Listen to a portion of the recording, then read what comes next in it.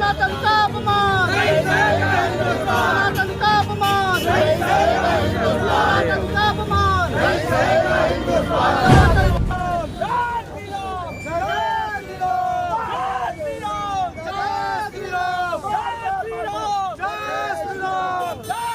जब से पप्पू यादव को संसद के बाहर का वीडियो वायरल हुआ है, उसके बाद से लगातार विरोध प्रदर्शनों का दौर शुरू हो गया है और आज प्रयागराज में भी कुछ ऐसा ही विरोध प्रदर्शन देखा जा रहा है। आज यहाँ पर पप्पू यादव का पुतला जलाया गया है, पुतला दहन किया गया है और लोग विरोध प्रदर्शन करके पप्पू यादव हाय हाय कर रहे हैं। यहाँ हमारे साथ में कुछ लोग हैं जिन्होंने आज पुतला जलाया हुआ है और हम इनसे जानने की कोशिश करेंगे कि आखिर क्या वजह है, किस कारण से इन्होंने पुतला जलाया है, क्या वजह है, किस बात को लेकर आप विरोध प्रदर्शन कर रहे हैं और पप्पू यादव को पुतला जलाए हुए हैं। सनातन के मंदिर में जिस प्रकार से लोकतंत्र का अपमान करने का काम किया गया है, छद्म वेश धारण करके, जैसे माता सीता का हरण करने के लिए रावण ने रूप धारण किया था, कालनेमी ने जैसे भगवान हनुमान का रास्ता रोकने का रूप धारण किया था, उसी प्रकार से पप्पू यादव उर्फ पप्पू खान, जिसने कल साधु संतों का वेश धारण करके लोकतंत्र के मंदिर में सनातन का अपमान करने का काम किया है। यह अपमान सनातन का किसी भी कीमत में बर्दाश्त नहीं किया जाएगा। ऐसे छद्मवेशी और ऐसे रूप धारण करने वालों को मैं देश के प्रधानमंत्री से, देश के राष्ट्रपति से मांग करता हूं कि ऐसे लोगों को तत्काल सदन की सदस्यता समाप्त करके, वो हत्यारा है, वो डकैत है, जिसके ऊपर सैकड़ों मुकदमे दर्ज है, ऐसे लोगों को जेल में ठूसने का काम किया जाए। इस प्रकार से सनातन का अपमान बर्दाश्त नहीं किया जाएगा। आप पप्पू यादव को पप्पू खान कह रहे हैं, ऐसा क्यों? इसलिए कि इस देश में जब आतंकवादी घटनाएं घटती हैं, जब इस देश में पहलगाम में जाति पूछ करके मारा जाता है, तब ये पप्पू खान, पप्पू यादव जैसे आदमी जालीदार टोपी पहन करके सदन में विरोध करने नहीं आते हैं। लेकिन जब सनातन का अपमान करना होता है, कि साधु का वेश धारण करके जमीन में बैठ करके भगवान राम की प्रतिमा को जमीन में रगड़ने का काम करते हैं, साधु का रूप धारण करके चंदा लेप जेब में लेकर के और उसको भागने का काम करते हैं चंदान पात्र को, यह अपमान किसी कीमत में बर्दाश्त नहीं किया जाएगा। ऐसे लोगों को सजा दिलाने का काम राष्ट्रीय परशुराम सेना करेगी। आज हमने प्रयागराज में इनका पुतला फूका है। अगर इनके खिलाफ कानूनी कार्रवाई नहीं हुई तो हम दिल्ली में घेराव करेंगे, लेकिन ऐसे छद्मवेशी, ऐसे कालनेमी, ऐसे रावण को सबक सिखाने का काम करेंगे। तो अगर कानूनी कार्रवाई नहीं हुई तो ये लोग कह रहे हैं कि हम पप्पू यादव को सबक सिखाने का काम करेंगे। यहाँ पर कुछ और भी लोग हैं जो ये बातें कही जा रही हैं, उन बातों से आप कितना ताल्लुक रखती हैं? जी, ताल्लुक रखते हैं, तभी आज यहाँ खड़े हैं।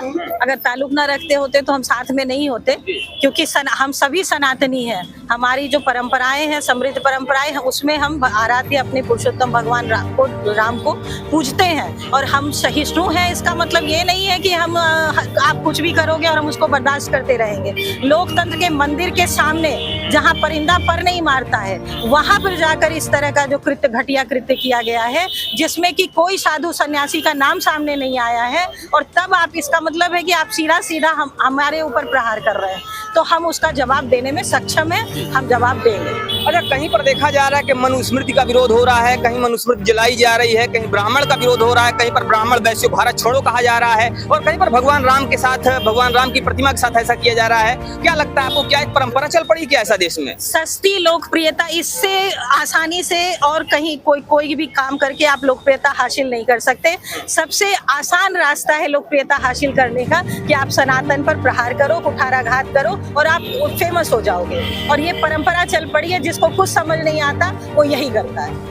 तो एक परंपरा चल पड़ी है देश में कि जिसको सस्ती लोकप्रियता हासिल करनी होती है वो ऐसे काम करता है। सस्ती लोकप्रियता हासिल करने के लिए सनातन को गाली दी जाती है, सनातन धर्मियों को गाली दी जाती है। यहाँ पर हमारे साथ कुछ एडवोकेट भी हैं, हम इनसे समझने की कोशिश करेंगे कि आखिर क्या कानूनी प्रक्रियाएं हैं जो इस पे हो सकती हैं, जो इस कार्य को आगे बढ़ा सकती हैं, या जो सनातन का अपमान करने वाले लोग हैं उनको सजा दिलाने का काम कर सकती हैं। क्या कहते हैं आप, ये जो चीजें हो रही हैं, अगर लीगल दृष्टि से देखा जाए, अगर कानून की दृष्टि से देखा जाए तो क्या कुछ हो सकता है और आप लोग क्या करने वाले हैं? देखिए, संविधान में जो है आर्टिकल 19 में वाक और अभिव्यक्ति की स्वतंत्रता की बात की गई है।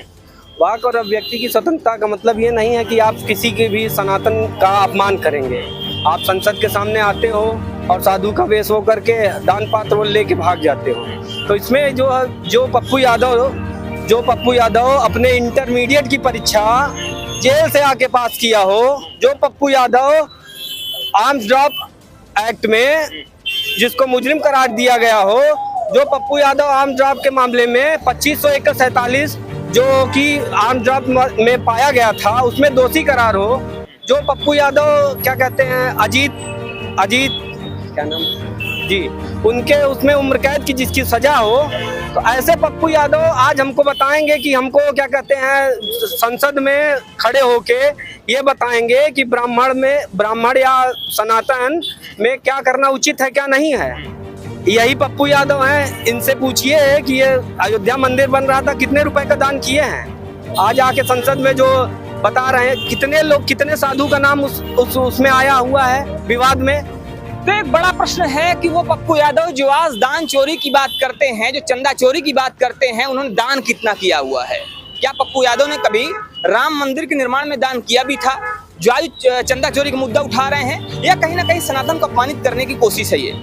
तो इस पर आपकी क्या राय है, आपके क्या विचार हैं? आप भी अपनी राय जरूर दीजिएगा। बने रहिए हमारे साथ खबरों का अपडेट के लिए। जय हिंद।